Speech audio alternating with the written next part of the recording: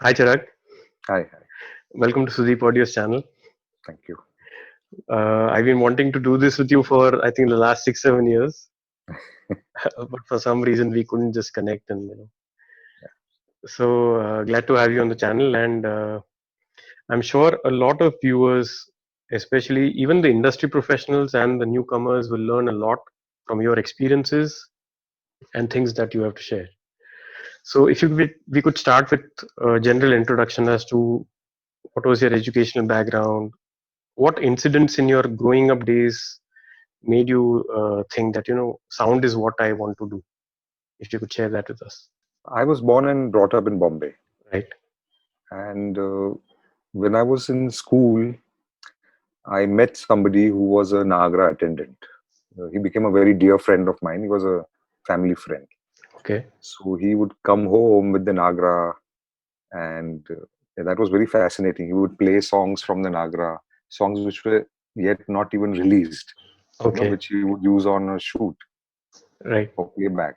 But he would play it for me and for us, and then he took me to some recording studios at Tardev. So I witnessed a few song recordings, and that fascinated me. And I was very fond of music.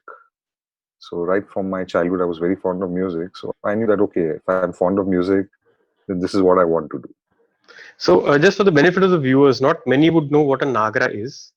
Okay, So if you could share that, because many wouldn't even know what an audio cassette is, so these days. So okay, if you could just give us yeah, what exactly that machine is and what it used to do, and okay. I'm talking about the 70s. okay, The Nagra is a quarter-inch tape recorder on which you recorded your sound on a film shoot, and you also use the same thing to play back your songs for a feature film shoot. okay, Now there are these sound devices, recorders, and I mean nowadays people play from a CD player or a laptop or even an iPhone. Nowadays we don't take it. Yeah, I mean a lot of people do that. Yeah, and a lot of people still use Nagra also, but yeah, right. times Sorry. have So changed. coming back to your early days. Yeah, so I saw the Nagra. I saw. I mean, it was very fascinating. If you've not seen the machine, it's quite a complicated looking machine, and it's a Swiss made machine. So it's beautiful, silvery, metal. Anyway, that's what all fascinated me. And I was very fond of music. So I thought music recording is what I would like to do as a career. Was there anybody in the family who kind of was a professional musician, or was there any kind of protest that what is this line? It's not a very popular line, if you know, even today. My parents wanted me to do graduation and get a steady job. They were not really that keen that I should pursue this, but somehow I managed to get into it. Yeah. No, so a friend of mine one day showed me an ad in the newspaper from FTII that there's a course in sound recording and sound engineering. I didn't know about this. So when he showed me the ad, I said, wow, this is what I want to do. And I, of course, thought sound recording and engineering would be with music recording. So I applied. I had to wait for one more year because the year I applied, they were not taking students. There was no admission for 1 year. And in 1982, when I applied again, I got in. I was very fond of music only. So whilst we were at FTII, we had a couple of guest lecturers, and Mr. Daman Sood was one of them. So when he came and he played some tracks which he had recorded, all that was like very fascinating. I said, "Wow, like he's so good." So my first job was with Damanji. I went to him after I passed out, and I showed him my marks and all that. So he said, "Right now I don't have a vacancy, but we'll try you out for a month, and if you're good, then maybe we'll keep you." So the first month went, and he said, "Okay, you can continue." Yeah, it would have been lovely if I had stayed with him, but I think after 7-8 months, I don't know, the bug to do live sound bit me, and I met somebody at Damanji studio, who was doing live shows at that time. So I left Western Outdoors and I started doing live shows as a sound engineer for 2 months. And then I realized that like this is not working out. And there was also some pressure, family pressure, to get a steady job. Uh, and that live show thing was not really paying so well. So then I joined NCPA. NCPA is National Center for the Performing Arts. So Mr. DB Biswas was the chief over there, and he was also one of the guest lecturers when I was a student. So since I had met him also, I went to him and I said, I'm looking for a job. And he said, okay, we have a vacancy, so you join.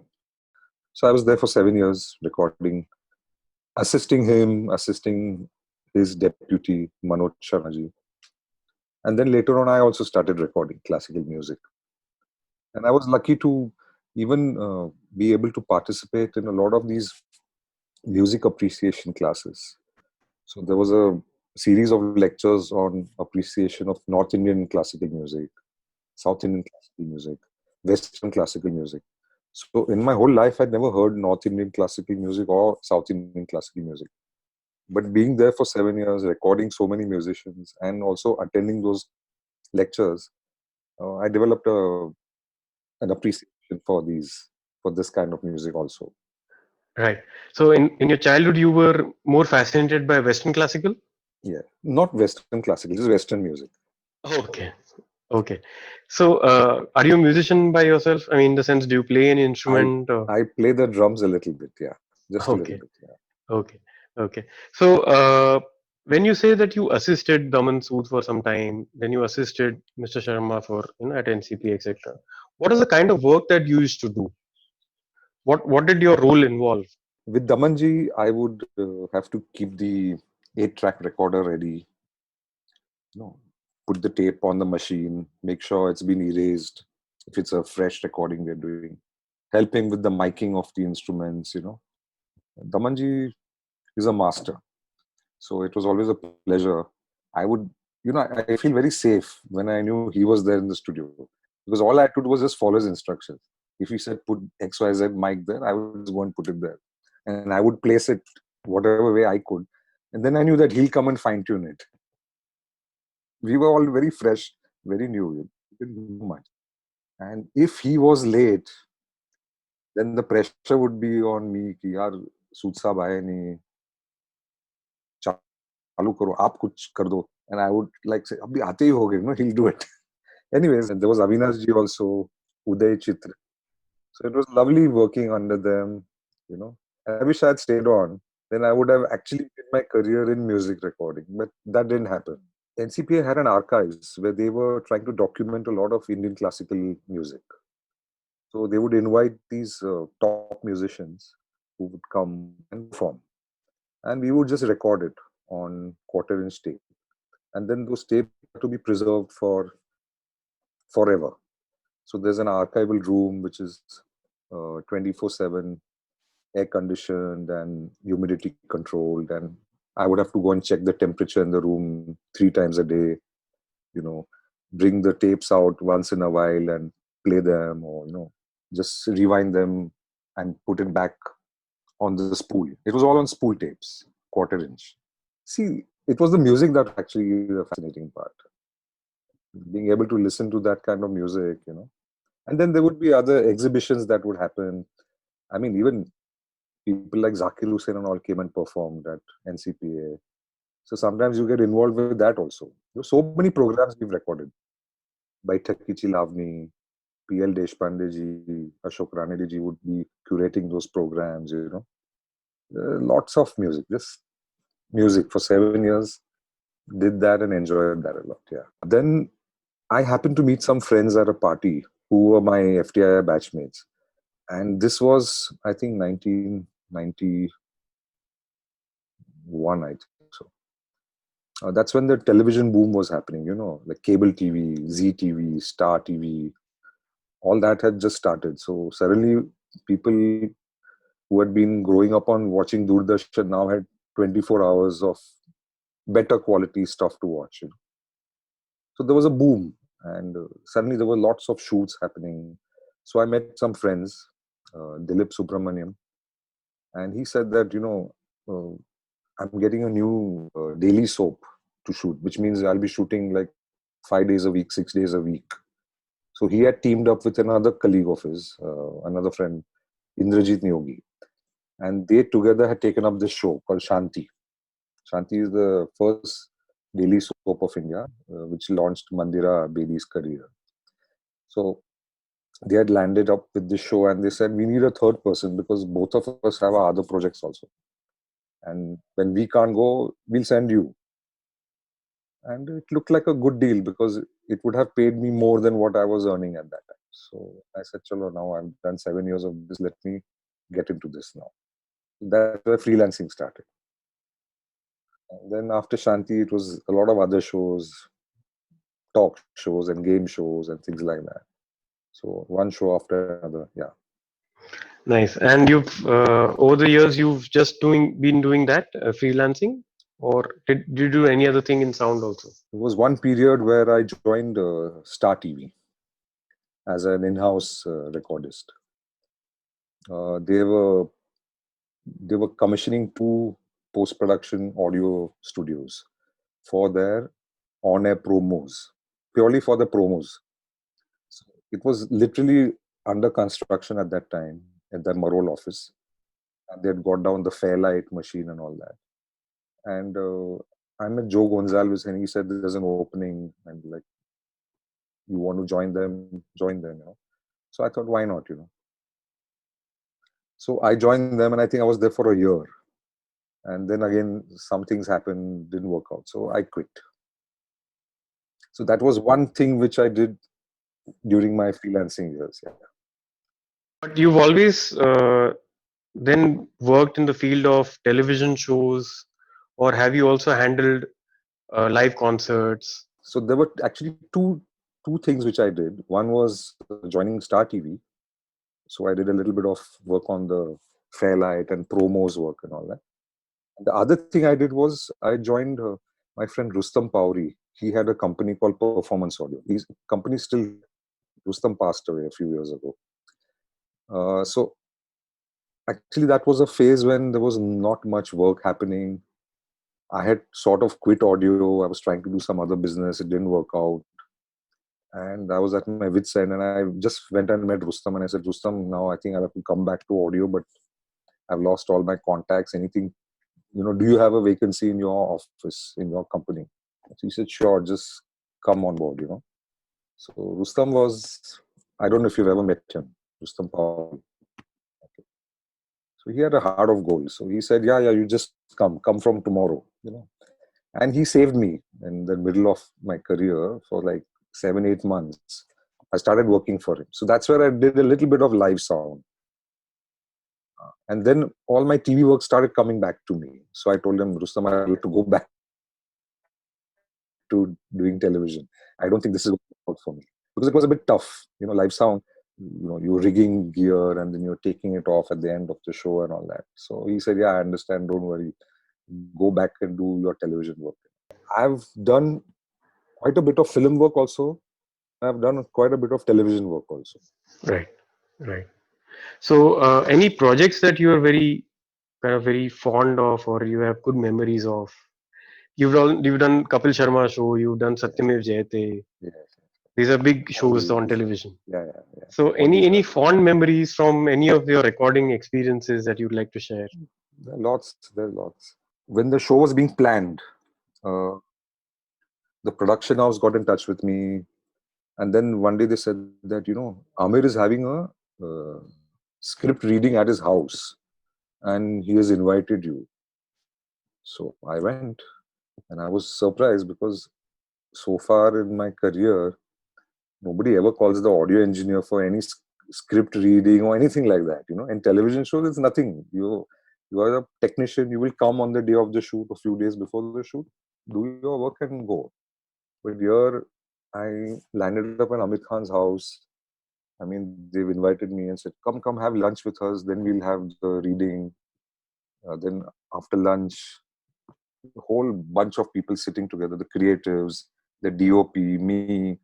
and the script of the first episode was read out and it was discussed, so it's a I think it was a privilege, and it was lovely working with Amir and lovely working on that show also. So when you say that you have to, when this briefing happened or these kind of briefings happen, what do they expect you to kind of contribute during such talks or such meetings? What do they expect? Yeah, actually I was no, no.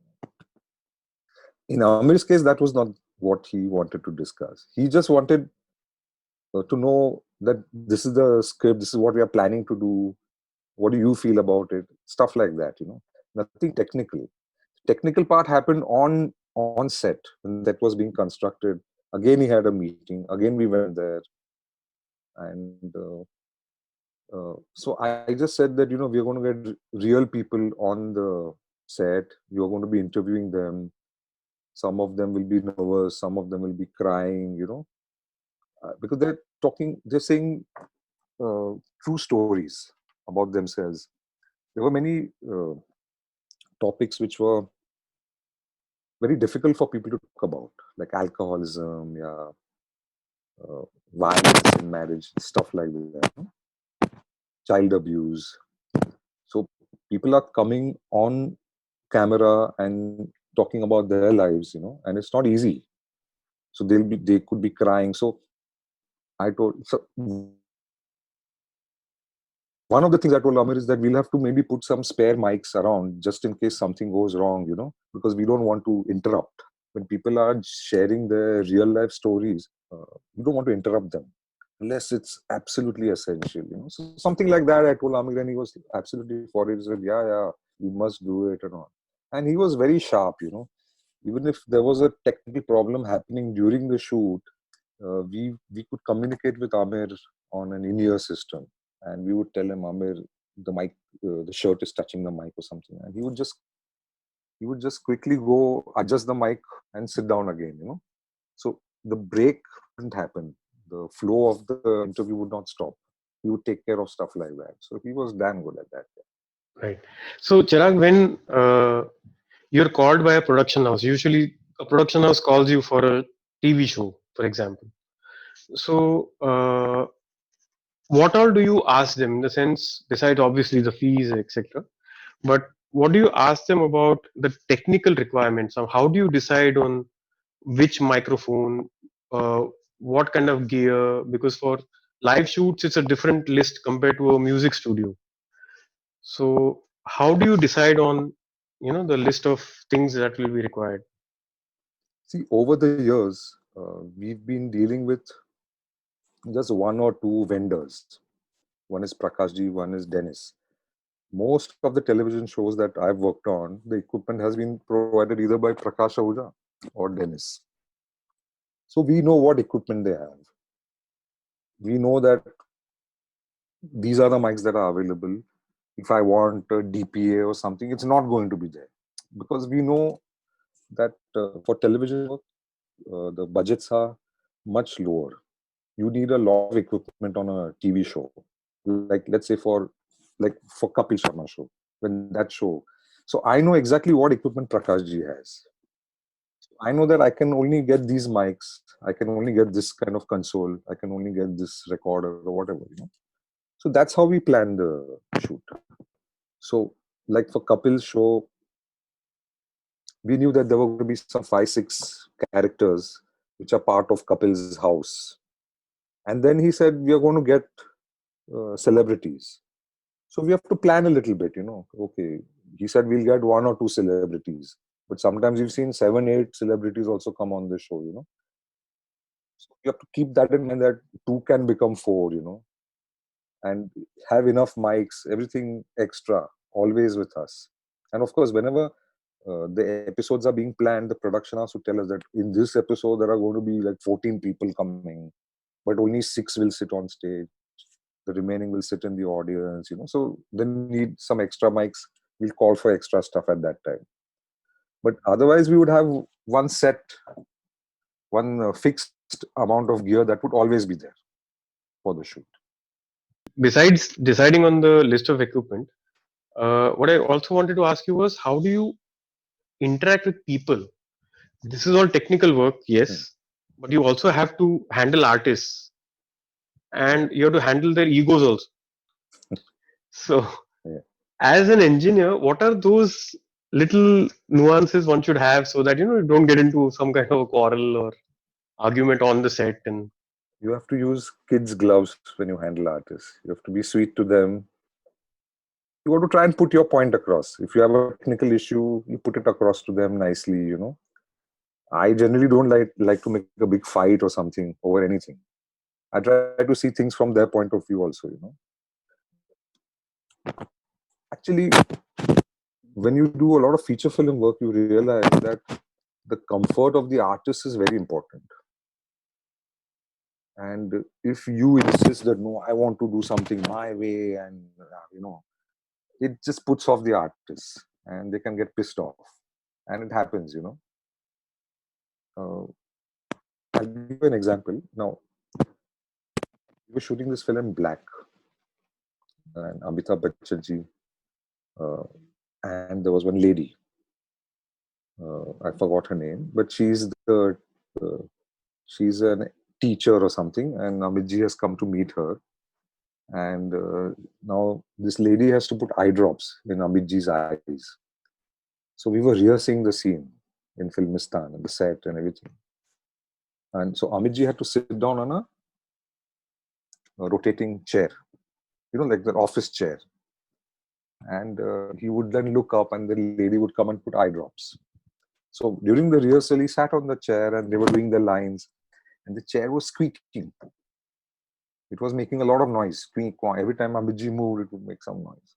So as a recordist, our antennas go up when we hear noise. And I told my boomman, yeah, this chair is making too much noise. So he said, don't worry, we'll put oil in it. So as soon as Amitji got up from the chair to do his makeup or something, he turned the chair around, put coconut oil and oil in it, and we turned it back, and all the squeaking went off. So I was very relieved. I said, now my track is going to be clean. My audio track will be clean. There'll be no noise. So I was very happy. Amitji sat down on the chair, and the noise has disappeared.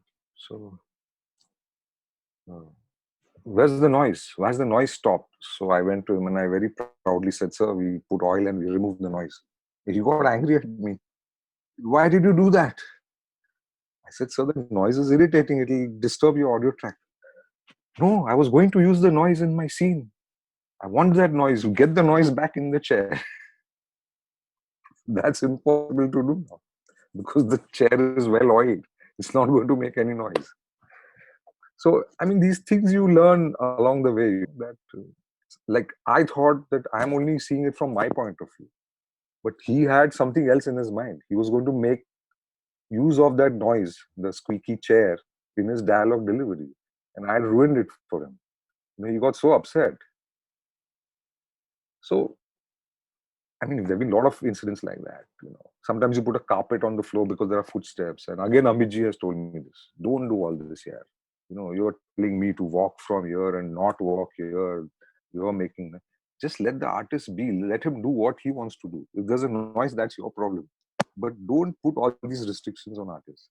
So at least for feature film work, you have to be very uh, careful about how you approach the artist, because all said and done, feature film audio work, a lot of cleaning happens in post. So there are a lot of techniques you can do to get rid of noise and stuff like that. But in television, no, you have to be a little more strict, especially on a multicam show. Because multicam shows are like almost in real time. You're shooting in real time. You don't have the luxury of a big post team that will do post audio work. You got to get it more or less right. so, for the viewers and young students of sound engineering today, if you could share a few learnings that you've had along the way, that will help them not either lose hope in these tough times or later, and at least they can look at sound engineering as a career option in the years to come. So, what are the skills or those things that you'd like to suggest to them, maybe from your own mistakes or from mistakes of friends, that you can guide them better? Since you said mistakes, I have a blog on which I've put up an article about mistakes only, which I've made in my career. So maybe they can read that. I'll put the link here. Yes. Yeah, you put the link there. I think every shoot you learn, and you have to keep changing. Things are changing all the time. When we passed out from the institute, we were using Nagra and quarter-inch tape, and as you said, most kids have never seen it or have not even heard about it. So we shifted from that to that cassette recording. It was mini disc recording, Fostex PD6. Then came the hard disk based recorders, Deva 2, Deva 4, Deva 5.8, and sound devices, Canta. So many machines have come now. Even even when I was doing TV, uh, from analog consoles to digital consoles, we've had to keep reading a lot and updating ourselves. So, I mean, if there are budding engineers out here, they'll have to keep doing that all their life because things will keep changing. And today, things are very different from what it was then. You just have to keep adapting and learning and keep doing your best at every shoot. Make notes after every show that you do or every shoot you do. I used to do that. So I have written down some notes when I did some documentary film work maybe 15 years ago. And sometimes on my laptop, I'm just browsing and I find that and I read it. And I say, yeah, okay, I've done this. Oh, I've done, because you forget. You cannot remember what you've done. So keep making notes of your own projects. And that will someday help you later on. Because sometimes the same project comes to you after 3 years and you will forget what you have done. So if you've made detailed notes, you can literally start off exactly where you had stopped and not repeat mistakes again or not waste time. The first few days you'll realize, oh, yeah, this was a problem. So we had done this to overcome it. So every shoot will be a learning experience. And that's the beauty of this industry. Every show, even if you're doing like Kapil Sharma show, every episode is a different episode. There's something new that's going to happen. Every feature film shoot you do, every day you go on location is different. It's not like you're working for a news channel where the news reporter will sit and you have to put one mic and broadcast that. Every day a feature film shoot is going to be different. There are going to be new challenges. In terms of everything, the location, the artist, your equipment, something will fail, somebody's having a bad day. So you just got to keep learning with every day. Take it as it is. Give Great. your Thank you best. so much. Thank you so much for these kind of tips. And what is it that you are planning to do now, or what is it that you've kind of started new, or that we can all benefit from? New is I had just started this blog, so I'm trying to put up more articles on it, write a few more articles, and be a little more regular. I started Okay. this blog 2 years ago. I think I'd put up only 2-3 articles, and then I got busy with shoots, so it was on the back burner. Now, because of the free time that I have, we all have free time. So I thought I'll put in a little more effort and do a bit more writing, maybe even do some video interviews of other people the way you are doing it. Right. Right. So hopefully that will help kids. Yes, that's the But intention. just waiting now for all this to end. Yeah. Chirag, thank you so much for spending time and sharing your journey and a lot more. Thank you so much. Thank you, Aditya. Thank you. Thanks.